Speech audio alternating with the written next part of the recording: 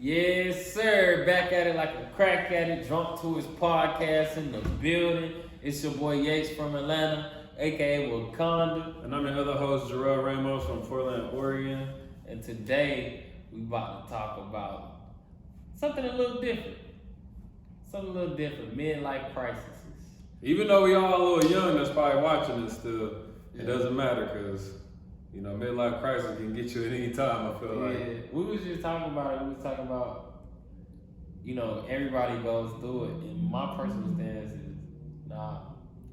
Okay, you say nah, so do you think that why do you think not everybody goes through them just because not everybody just goes through them? Because you think not everybody crosses like a stressed out anxiety point to get to that? Or do you think those people did something to avoid having a midlife crisis? Different than I personally feel like the only people who have midlife crises are people who didn't get to experience something that they crave now. 99% of the time, it's a whole phase. So, like, if you didn't get to experience a whole phase, I feel like you're going to have a midlife crisis. I feel like those are the only people who have midlife crisis. So is it like the whole phase that's essentially like just sexually being explorational, or more so just like the whole phase is just like partying, kind of living rules free, just like really just living up to like kind of living life with no remorse in a sense. I think it's like experiences, and I think it can be different. Like my whole phase might be different from your whole phase. Right. His whole phase or her whole phase, but it's still like experiencing. Right. So like it's almost like getting a satisfactory experience in whatever areas, mostly like sexual or at least in dating. Right. So like to satisfy that yearning for it, where you like, okay, I've experienced like what this shit has to offer. Like once you kind of scratch that itch, it might be one girl, it might be 100 girls or whatever. But it's like once you scratch that itch of like, all right, I see this ain't all it's cracked up to be. Like you can kind of appreciate something a little more, and you later on you won't regret it so much. That makes sense? Yeah. Like locking in. Right. Like if you get married to one person and you like haven't experienced other people, even if it's one where you just like, this ain't it, I know this is it, like experience enough to know that this the right choice, you always gonna regret it, to me, at some point. Okay, that makes sense. Now, what about like, no, because I kind of think that midlife crisis can also be caused by like, I feel like, I guess like regrets within like your work ethic in a sense, like you didn't get to where you felt like you should be, so now like life's just hitting you harder, like because you feel like you wasted time or you have some type of regrets. Rather, it may not be sexual, it could be just like just career wise or something like that. I feel like that you can have a midlife crisis even simpler that way. Maybe not so much in the social life, but in the professional life, like you might get to the point where you're like, damn, like this isn't enough. Like I was doing this, I thought I'd be doing more. Like maybe I'm making more, but I'm not really happy. I just feel like I don't know. I guess when I think of midlife crisis, I think of like when somebody makes a complete 180 out of nowhere, Right. Start trying to be a different person. What you kind of describing, I think, is more so like not a midlife crisis, but like a midlife realization, like Right. I'm fucking up, Right. or I fucked up, Right. or up to this point I've been a fuck up. Right. That's not like a crisis. Right. Like a crisis is like a crazy change. Like, oh man, I'm gonna go buy a new Corvette, or I'm gonna go like start fucking with a bunch of girls. You just shave your hair bald and move to fucking Nepal or something. Exactly. Start being a monk. Exactly. Like a crazy change. Yeah. And I feel like that only happens when it's based off of like regret. You know what I mean? Or like, if not regret, it's just like questioning if you made the right choice. Right. So regret. Yeah, regret. I've never seen it happen to somebody who's like as far as like men, I've only seen it happen to men who didn't have a lot of experiences before they completely accepted something, whether it's a career, it could even be in the workforce. Like if you only had one job for 40 years, and then all of a sudden somebody like, man, fuck this, and they quit their job and they sell a bunch of stuff and like they completely change their life. Like that's a midlife crisis, but it might not be because they didn't have a whole family, Right. but they didn't get to experience other jobs outside of this. They never got to scratch that itch of like, what else can I do? Right. You know what I mean? It's kind of like I can definitely understand, like you said, like scratching the itch, like what else I feel like for me that's the main reason when I got out of college and stuff, like why I was like, man, I'm kind of over sports and even just from the watching standpoint, like got to the point where sports is like I don't even care about hearing about it as much. I don't really care about watching them as much. Like I still tune in, like just on the big games and stuff, or like my teams that I like, but. You know, it's like when I was a kid growing up, when I was like in high school and college, like I was like Sports Center, Cold Pizza, First and 10, like all that shit, like knowing all the players, the stats, and then I feel like I played for so damn long, I just got to the point where I'm just like sports is like, you know. You scratched the itch. Yeah, I was just like, what else can I do? Then I started wanting to get into different type of things and just see whatever type of things the world can offer other than just fucking going to practice. Yeah. You know, so I could definitely see that. That's real. Because it's almost like a level of mastery. Like, once you master something, you can be open to other things. You know, on whatever level. You might not be the ultimate master, but once you hit an expert level in anything, you can be open to other stuff. Because it's hard to make it to an expert level in anything without being obsessed with it. You know what I mean? So sometimes, like that prestige. Yeah. Like, that obsession is necessary. Right. But once you, like, are like, okay, I can, like you say, prestige. I can see all the tricks now. Mm-hmm. Now you can be like, all right, man, let me go try this type of magic or this type. You know, that's a movie, by the way. We talk about. If you haven't seen it, you need to see it. That's one of my favorite movies all the time. But nah, man, it just kind of just represents the ambition and passion and everything. And I feel like that's another thing too. Like midlife crisis comes when there's lack of, you know, passion and just that thrill of wanting to live and that lust for life. You know, you just now all of a sudden you're just like I'm going bad. Like I just missed out. Like you said, I want to get a Rari. I'm taking the backpacking trip now. Yeah. Like all that shit that you like you said, it's probably more so like a thing that's built on regrets because that's probably like the thing that they probably rationalize going through their head is like, I never went on that trip. I never smashed that hooker with no condom like I wanted to. Like you know, it could have been like all. That would be crazy. Like if that's your biggest regret, that in the hooker raw. Right, that you like, bro, what is going on? What are the things that you are? What did you do? Right, you regret that. Yeah. That's crazy. But you know, just some wild shit to where it's just like, you know, like I need to go back and do that because that's like you said, it's probably the regret stack. I feel like with that too though, it's also rooted in blame too. I feel like people never feel like that and actually blame themselves.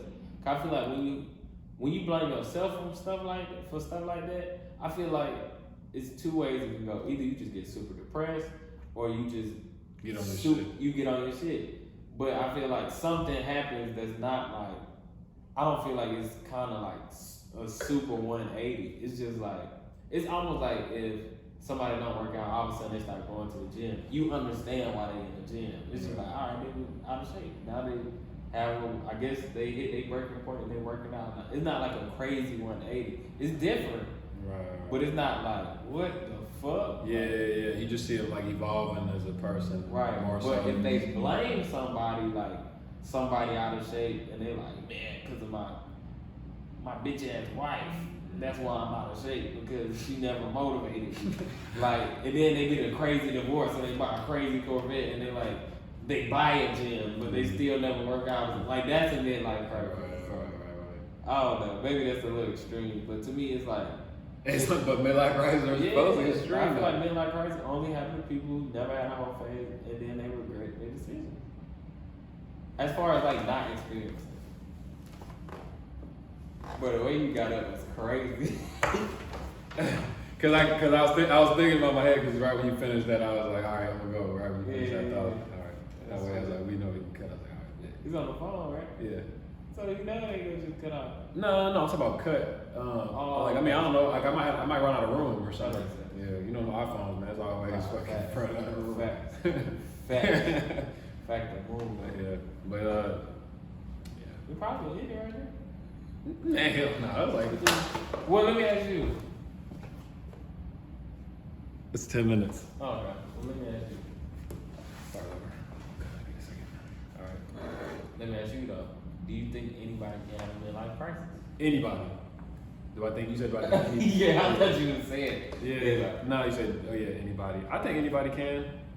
I think anybody can. But like you said, I think it's like a circumstantial thing. Like I think everybody who does go through it, there's got to be like some formula that they like, some recipe that they all like went through to share the same. Like I'm sure we probably like looked up some psychological stuff and therapist stuff. Like you'd be like, oh damn, that kind of makes sense, and it might end up lining what we were talking about anyway. Right. But I think everybody can go through it. I just think it's circumstantial, depending on certain things that people went through or skipped on, or didn't have enough of, or had too much of, to where they just like, where it boomerangs back later in life and it just hits you hard. Where it's just like, damn, like. What do you think is the most, like, now this is making me rethink, like, what's like a midlife crisis that probably happens all the time that we don't even see as like a crazy crisis? I think like the initial feeling of like getting swamped on bills and stuff. Like I think like that initial feeling like that the world is actually tougher than you thought it was like, because everybody has that period of time where you're in college or you just graduated and you still don't have a whole lot of responsibilities yet. You may not, like, you know, you might have a little bit, but I'm talking about like when you first get that full list of bills, like rent, internet, all this stuff, and then you're at that point too where you realize that the job's not paying enough and you're like, shit, this is. I think that's the moment. That's when you're like, oh shit, like, it's real out here. Not when you got the bills, but when you pay them all and you have nothing left, and you just like, this is life. Like this is this grown. I'm just gonna pay bills and die. This is like, yeah. I think that's the moment where you just like, I don't know if that's a midlife crisis though. I think that's just like a midlife like epiphany. Of like, this is like this. But I mean, yeah. I guess we don't know I guess I know me personally. I don't know the dictionary definition of midlife crisis, because my thing is like the middle of your life. It's like who really knows what the middle of their life is technically. Like you know, it's like the average person with like in America for like 60 anyway. So midlife crisis like 30. Like damn, that's crazy. You know what I mean? Well, let's go there then. What do you think is like one of the biggest changes that hit you at 30? Like when you hit that pinnacle of that age, 30. That you gonna get old regardless of what you do. Like that you can't stop it. It's just something that just keeps happening and it's fucking blows. I never thought of that. Yeah. Cause I just keep, I don't know, maybe just cause I look young. Like I just meet young people all the time. Like people assume I'm young. I don't know, but like it seems like lately, ever since I've been in my 30s, I just seem like I don't ever meet anybody my age no more. It's like, you know, it's like I do. Maybe some people like probably like, oh, it's where you hang out at and whatever. It's like, yeah, if I go to a 27 and up club or something, of course. But like they just have those? Yeah, they got like 26 and up clubs. Or I've never heard of it. Yeah. In Atlanta? I don't know about Atlanta, but they have them. And I even know in Atlanta, I think there is one place that I know about. It's like certain nights. Like it sounds like a swingers club. I mean, that's the only way I can hear like an age thing. Like, hey, you gotta be at least this age. Because some older people, they might not want that crowd. You know, they might want to be with like an older crowd, and there's like no way to really stop them. But anyway, like, what was the question you asked again? I was asking like, what is like the biggest change that? Oh yeah, so I would just say that. Yeah, just like basically what I was getting at is I'm just keep meeting younger people, and as I meet younger people, it makes me realize. Why do you think that is? That's so. What I meet young people? Yeah. I don't know. It could be the environment that I'm at. You know what I'm saying? Like, I mean, I don't know. I'm just a young spirit. I feel like I'm an old spirit. I have an old soul, but I feel like I'm a kindred spirit though. Like, you know what I mean? I'm real lively. You know what I mean? I'm real like, I don't know. I'm like young acting, but you know, I'm just in those places where it's just those type of people are around. I guess I don't know. Well, what do you consider young though? I'll say like 20. Like I don't meet anybody that's like 20. It seems like I don't meet that many people that are like from like 25 to like 32. Seems like everybody I'm meeting like lately has been like 25, 24, 23, 21, like something like that. You know what I'm saying? Like, And I might mean like the 27, something like that, but 28. But it's like it seems like I don't ever meet too many people anymore. I'm like 32, you 32 like me, you 33, 34. That's interesting. But I mean, I guess whatever. But I just know I've been meeting people, and it making me realize that everybody's even at my job at the casino, like fucking all the new people there, the dealers and shit, they all like 19, 20, 22, 23, and I'm just like telling everybody, and I'm like, I'm 32. Everyone's like, damn, you 32? I thought you were like 21, 22. Yeah. And I just started, and it makes me realize like, damn, like I'm getting old, like I'm not like one of the. You the OG now. Yeah. You know, you up. Yeah. Damn, that's crazy. Yep. Damn, you up. That's crazy. That's why I said that on my birthday when I turned 32 though. I was like, I'm 32 now. People gonna start calling me up. That's crazy. It's a big rail now. That shit cool though. That's crazy because I always wanted to be the older dude. Like when I think about it, my life like the complete opposite. I always meet people older than me. Like I'm 27, but all of my friends, I'm the youngest out of like all of my friends, unless we like family or we really grew up together, like on some other shit. We really grew up together. That's like the only people like around my age. Everybody else be like in their 30s. I'm one of the oldest friends. I'm one of the old like word. like That's crazy. Yeah. Yep. That's crazy. Yep. And then I just be like, damn, I'm getting old. And then people like, I graduated today. I'm just like, damn. It's just like, and then so yeah. So when I turned 30, I was like. Yeah. Like graduate, I was like, I ain't talking about graduating because everybody I know older than me, like. So that kind of gives me midlife crisis vibes a little bit, like, cause I'm just like, it makes you just, or midlife realization. We'll say what you said, cause you're kind of like, damn, like, and then at the same time, it makes you appreciate shit too, cause you like, I got some years and some growth on y'all, and when you talk to people, like, they can just tell, like, that, obviously there's no age or maturity, but I mean, obviously experience comes with age. Yeah. So, like, the longer you live, the more experience naturally you have than most people. So, so it's like that is the good thing about it. But I always think about it like most of the dudes I'm around who like I respect and I'm really around are mostly successful, really successful. So since they're older than me, I always feel kind of good about my age because it's just like, if I'm around you this early, like, by the time I'm your age, I'm gonna be way further. Yeah. So I always look at it, like when I think of age, I always think about it like a good thing. Like, because like if I look at 5 years, where I was 5 years ago is nowhere near where I am now. Like this another spot. You know what I mean? It's not like I don't have one spot. Right. Like, you would have told yourself like 5 years ago, like, bro, you got 2 spots in both. Right. And I'm about to get another one. So it's like the idea of like 10 years, I'm at 30, 50 spots. Bro, like that's really how I be thinking. So I be like, man, bro, I can't wait to be 30 because I already know. Right. I do think crazy. I do think about that too though, like because it's like I know as I get older, I'm making more wiser decisions and I'm doing more. So I'm like, I look forward to like my future too, because I'm like, man, I'm finna be that old player, man. I got the kangaroo, just the Rolex, and the only thing I do is whatever the fuck I want. Yeah, and then it's just the fact that like you're really just not old. Like if you actually think about it and I think that's one thing I get from being around older dudes and some younger people, like just perspective, because like I'll talk to like one of my younger cousins or something, and like the urgency they be seeing stuff is like even if it's like, man, school like this, like you don't understand how serious this is, and I'm just sitting there like, you're gonna realize this is nothing.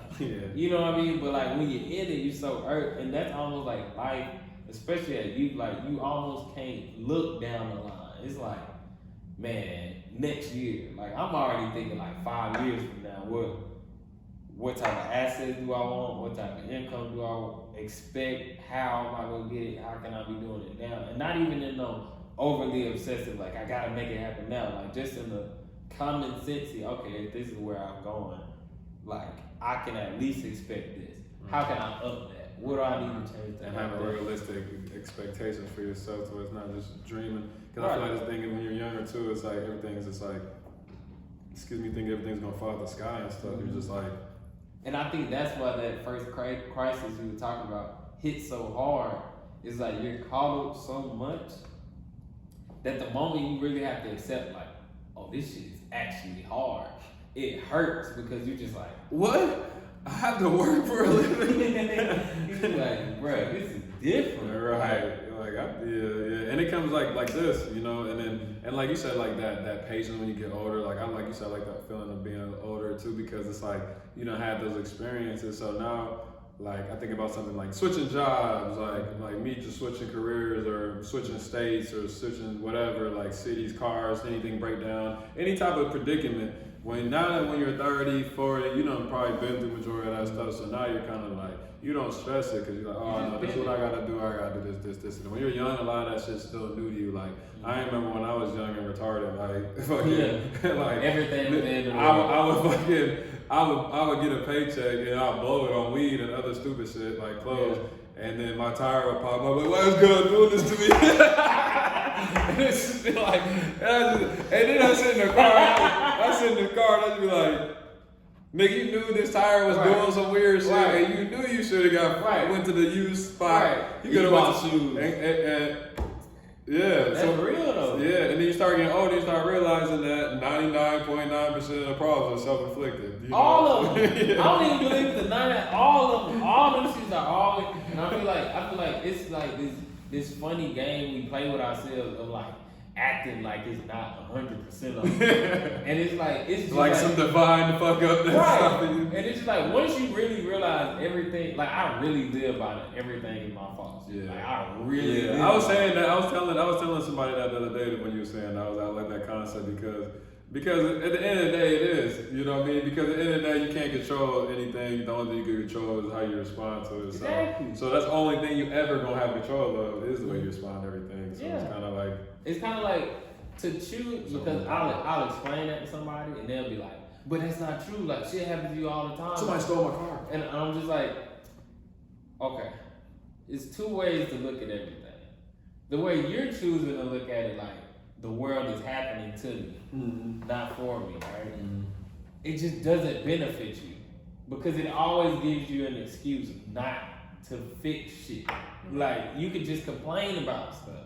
It's no urgency to like, all right, like if I look at it like, we'll use the scenario you just said, tire popping.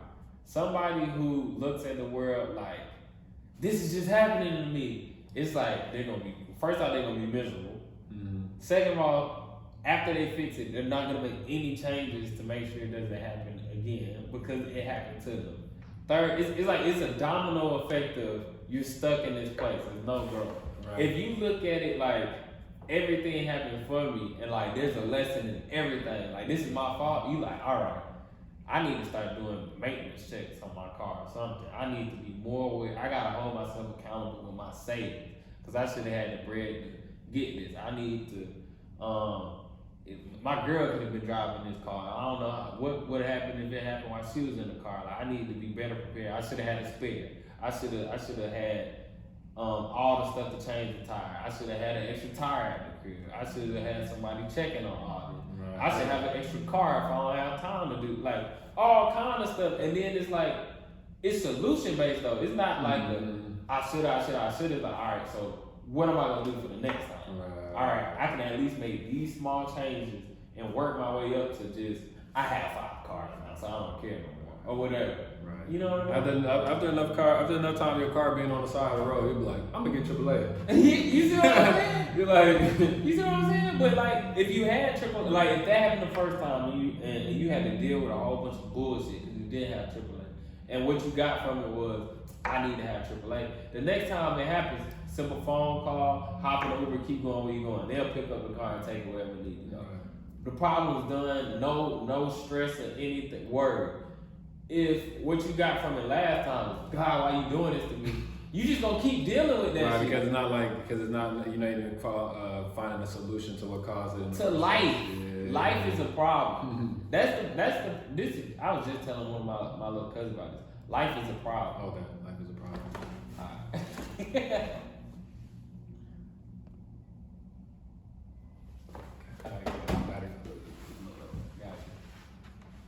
Life is a problem. Like, it sounds crazy, it sounds harsh, it sounds negative, but it's just real. Like, life wouldn't be enjoyable unless we had problems to solve. Right. So, God gave us a gift of life. And the only way we could really appreciate it is to make it a problem. But he also gives us the ability to solve the problem. Right. Because it's almost like, if I gave you $1 billion right now, you'd be happy as fuck, but you wouldn't have anywhere near the happiness or the joy or the mental stability as if you earned that money. Right. Because now you're not afraid of losing. If I just gave you $1 billion, you would, like, no matter what anybody say, you would have hella fun and shit, you'd be blowing hella money. Once that shit got to like $500 million, you like, fuck. Fuck. What am I gonna do? You know what I'm saying? Like, cause now it's a burden because it's a problem. Like, life is nothing but problems. Right. And we all have the ability to solve these problems. And the better you get at solving these problems, the better your life is. Because it's always gonna be something. Right. But when you have the mental ease to like solve whatever without stressing about it, like, that's real growth to me. Like, that's when I feel the most grown. When something happens and I pivot without any stress. Right. That's when I'm like, bruh, I'm built for this shit. Right. Like, if I fuck around and, like, this just happened at my house. I had some renters come in at 3 o'clock and the AC unit just messed up. Like, it just over flooded and just messed up. So I had to run over there. I peeped it because the nest wasn't working. Like, I was like, man, it's hot over there. Run over there to check it out, see it cut off, see the drainage clogged up. Like, oh, okay, I'm gonna just suck this out because I dealt with that before. That didn't work. So I had to go in the attic. I saw it was overflowed, saw where the drainage was messed up. Had to, like, first clear out the water, then go clear out the drain. And then, but I got it all done before the renters came and it was working perfectly. And I called somebody who was a specialist. Right. Just to kind of confirm. Right. And then even he came and checked on me, like, yeah, all right, that fixed it, you good.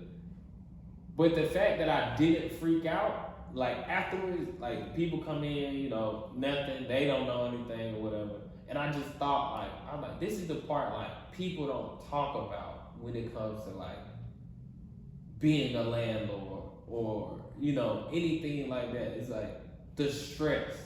Because that was stressful, but I just dealt with it. It was like, all right, what's the problem? All right, what's the solution? All right, let me do what I can do now. Like, instead of freaking out and just being like, oh, see, this is why I don't want to do this. And, exactly. You know, and just like, and then now you're blocking your blessing, don't even want to do it anymore because of a little problem. Because, like, when you step out of it and you look at it from, like, a long-term standpoint, it's like, first off, I make great money doing it. Like, great money. So just from that, when I step out of it, it's just like, oh, this little problem is nothing. Like, I really could have just been like, I'll just pay to have somebody come do this. Like, give them their money back, don't worry about it, I'll pay somebody. Like, but me not wanting to give the money back, not wanting to deal with that, like, oh, I'll just solve it myself, because that's just me. But that, instead of letting this be bigger than what it was, just dealing with it actually how it is, it just gives you a sense of peace. And then once it's done, it's just like, bro, I'm built for this. Like, I don't trip out on what everybody else would, because I know other people would be like, bro, I can't do this, man. Like, this is crazy. Like, because sometimes people call me for stuff like that. Like, man, this is what I'm going through, woo woo. And I'm just like, okay. Like, I am honestly probably the worst person to call and complain to unless you really want help. If you really want help, I'm probably the best person. Because I'll let you vent, get it all out, and then I'm like, all right, so what are we doing? Like, let's talk through it. What are we actually going to do right now?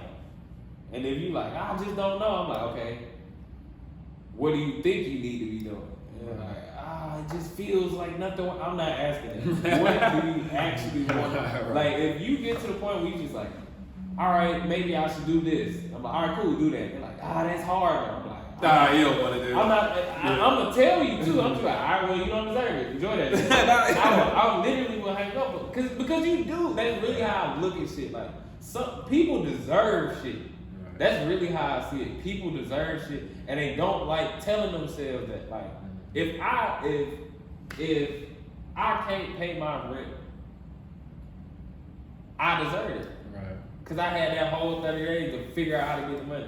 If I ignore that shit to 3 days before the rent due, and I'm like, fuck this hard. God doesn't love me. Like, I deserve to get put out. Yeah, like that's really how I look at it. So I don't know, man. I don't even remember how I get that. Hey, I don't know if we got here either, but the moral of the story is stop making up them goddamn excuses, man. Start coming up with solutions. You know, that kind of goes back into the midlife crisis because I guess it ties in because if you fucking come up with solutions instead of just excuses all the way into your 30, 40, then you probably won't have to come across it. It won't build up to a point where you literally break down because you can't make any more excuses. That's why I feel like midlife crisis is. You make so many excuses. Can't run anymore.